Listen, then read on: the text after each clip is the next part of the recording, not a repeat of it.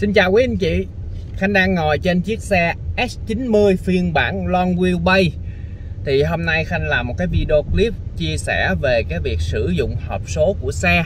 Mong rằng cái video của Khanh sẽ mang lại giá trị để giúp cho nhà mình có thể vận hành cái chiếc xe nó tốt hơn.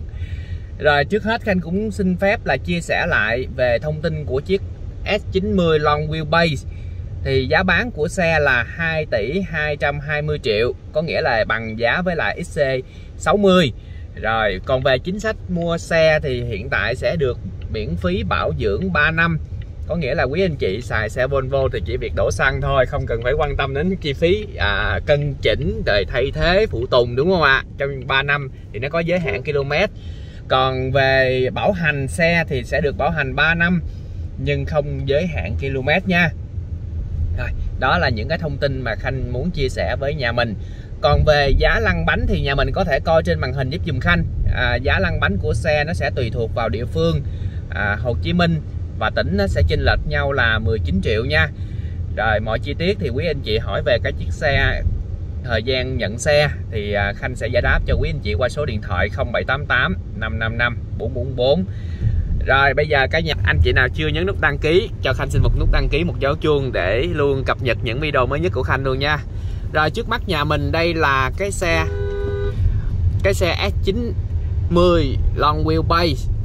Rồi thì nhà mình lưu ý giùm Khanh, đây là vị trí số nè, đây là bộ pin. Tại vì xe mình là sử dụng động cơ B6 thì nó sẽ có một cái bộ pin nhỏ 48V.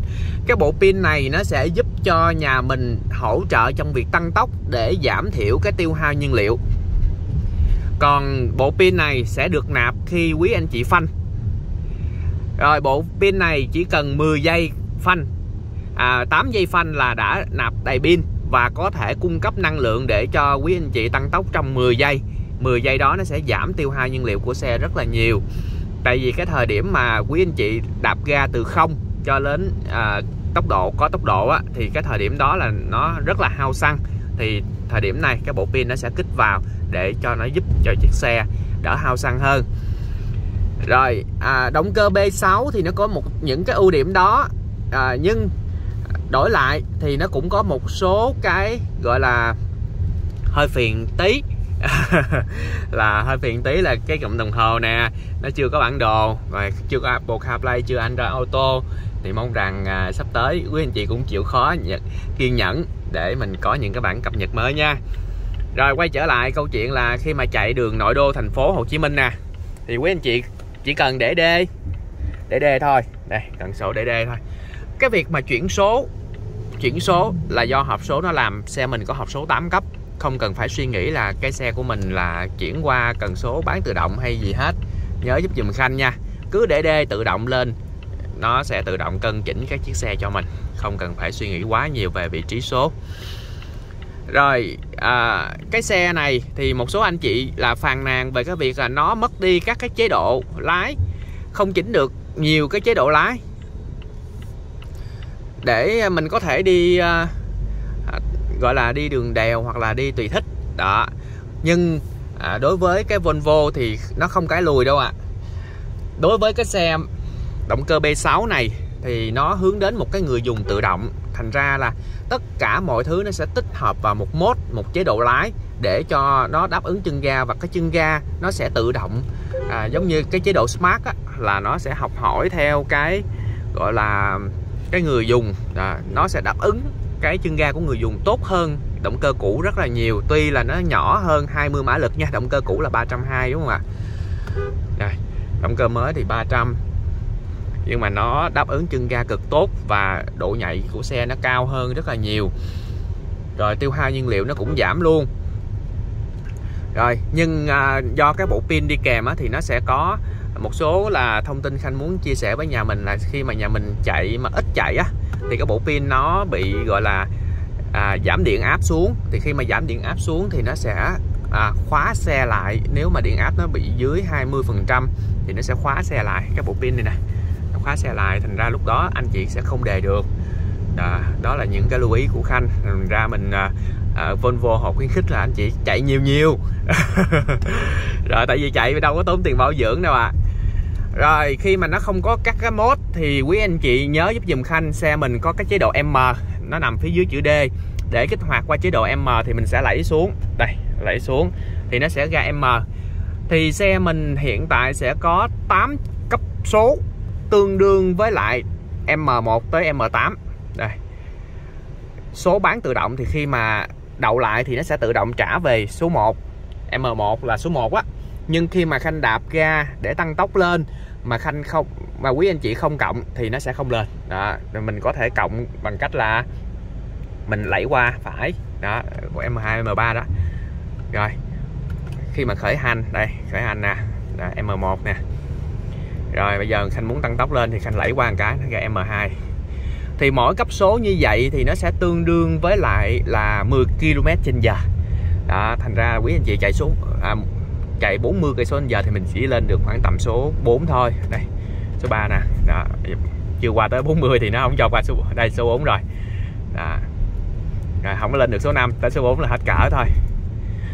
Cái chế độ bán tự động này thì Khanh khuyến khích nhà mình là nếu mà mình không quá quan tâm đến cái việc mà vận hành, muốn cho chiếc xe nó tự động á, thì cứ để D trở lại xuống một cái nó sẽ trở về D lại. Đó, đang chạy chuyển D và M là hoàn toàn bình thường. Này Khanh chuyển nè, D, M nè. Đó, đó. Quý anh chị lưu ý nha, cái này là chế độ chứ không phải là làm ảnh hưởng đến cái hộp số nha, không ảnh hưởng đến chất lượng vận hành của hộp số. Và Khanh có một cái video chia sẻ với nhà mình về cần số điện tử thì cực kỳ an toàn, đúng không ạ? Cực kỳ an toàn. Đang chạy mà lỡ có lên, đẩy lên chữ R thì nó cũng không có lên mà nó lên tới chữ N thôi. Và đang chạy này thì mình lỡ lên N thì mình cứ kéo xuống D chạy. Mà kéo xuống D lỡ kéo xuống 2 lần thì nó xuống M thì cũng không sao, mình đẩy cái nữa lại nó qua D. Đó, rất là thoải mái nha. Rồi cái chế độ M để cho quý anh chị có thể đi đường đèo. Đó, đi đường đèo thì mình sẽ chuyển qua khoảng M4, M5, tức là tương đương với 50 km/h. Nhưng mà khi mà đổ đèo thì Khanh khuyên mình đi khoảng M4 thôi. Thì M4 nó sẽ gị cái chiếc xe lại của anh chị lại. Nhưng mà lúc đó cái đồng hồ vòng tua thì nó tương đương, nó khoảng tầm đâu 2.000 vòng á. Thì quý anh chị thấy cái vòng tua mà nó hơi cao một tí á, thì cũng đừng có ngạc nhiên. Rồi khi mà chạy chế độ bán tự động thì anh chị lưu ý dùm Khanh là xe nó, do cái vòng tua nó cao thành ra cái âm thanh của nó hơi hú phía trong cái xe của mình á, thì đây là cái việc bình thường chứ không có vấn đề gì hết, không ảnh hưởng đến chất lượng của xe. Nhưng nó sử dụng cái hộp số để phanh để giúp cho giảm tải cái hệ thống phanh trên xe, giúp cho nhà mình lái xe nó an toàn hơn rất là nhiều. Đó. Còn nếu mà quý anh chị cảm thấy đi mà M4 á, nó vẫn còn xuống dốc mà nó bị nhanh á, nhất là đi được những đèo mà Đà Lạt ở miền Nam mình thì không có cái đèo nào nó nhiều hết, chỉ có khu miền Bắc thôi, đường Sơn La rồi đó, thì nó sẽ có những cái đèo nó rất là quanh co và dốc rất là lớn. Thì nếu mà mình đi cảm thấy cái dốc nó cao á, thì mình sẽ xuống là M3, còn xuống mà nhanh nữa thì mình xuống M2. Nhưng mà Khanh chưa thấy ai xuống tới M2 hết. Đó là cái thông tin mà Khanh muốn chia sẻ với nhà mình để mình có thể sử dụng cái chiếc xe nó tốt hơn. Rồi còn các cái mode chạy thì mình cũng có thể chuyển qua các cái mode. Đây. Driving mình có cái mode, các cái mode để mình individual nó.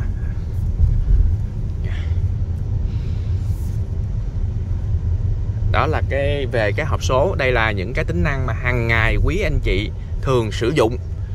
Rồi một cái nữa mà Khanh muốn chia sẻ với nhà mình là xe nó sẽ có thêm một tính năng, đó là Khanh nhắc nhà mình là cái dây đai an toàn á. Các xe thì nó là dây đai an toàn điện, thành ra là khi mà đi qua dốc cầu á, mà quý anh chị cảm thấy chiếc xe nó đầm quá mà chạy mà 80 mà không thấy nó bị hẫng, mà mình cứ ban luôn 80 lên dốc cầu ở đường Việt Nam thì mình sẽ bị hẫng lên. Nhưng mà chiếc xe thì nó vẫn không ảnh hưởng nha. Thì lúc đó cái dây đai an toàn nó phát hiện là mình bị rời khỏi ghế, tức là mình bị hẫng lên đó. Đó thì cái dây đai an toàn nó sẽ rút ngược, nó rút lại và nó sẽ giúp cho mình giữ chặt lên ghế. Thì lúc đó mình vừa bị hẫng lên rồi cái dây đai an toàn nó giật ngược lại thì quý anh chị sẽ bị gọi là hơi bất ngờ một tí nha. Rồi cái đó Khanh nói trước. Rồi cái thứ hai nữa là khi mà quý anh chị quý anh chị ve á, thì nó sẽ có thêm một cái tính năng đó là tự động phanh khi gặp vật cản. Nhưng ở đường Việt Nam á thì cái đường nó nhỏ, nó không có to giống như cái đường ở nước ngoài. Chính vì vậy á là đôi khi cỏ nó mọc phía sau cỏ thôi, cỏ theo kiểu cỏ lao nó hơi to một tí á đó, mà cũng không cần cỏ lao nữa, cỏ mà nó chỉ cần cao lên mà nó phát cái radar ra mà nó cảm thấy là có vật cản. Tại vì nó đâu có biết cứng hay mềm, chỉ có con người mới nhận biết được, còn radar thì chỉ có phát ra là thấy vật cản hay không thấy thôi đó. Thì lúc đó là cái xe của mình khi mà ve nó sẽ tự động phanh, làm nguyên tất cả các hành khách trên xe, kể cả người lái cũng hơi bị bất ngờ. Thì Khanh muốn chia sẻ là nếu mà nhà mình không thích tính năng đó thì mình có thể tắt đi đó mình có thể tắt đi. Nó là CTA đó, thì khi mà quý anh chị chuyển về chế độ số ve thì nó sẽ có hai cái nút để cho mình có thể tùy chỉnh, đó là cảm biến ve và CTA. Thì cái nút CTA nó nằm bên phải á, để lát nữa tới đèn đỏ thì Khanh chuyển về chế độ số ve rồi Khanh bấm cho nhà mình coi.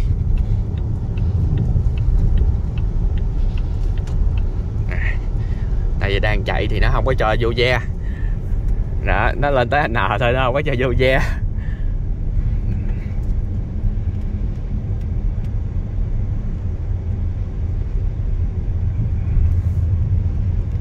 Rồi, ok.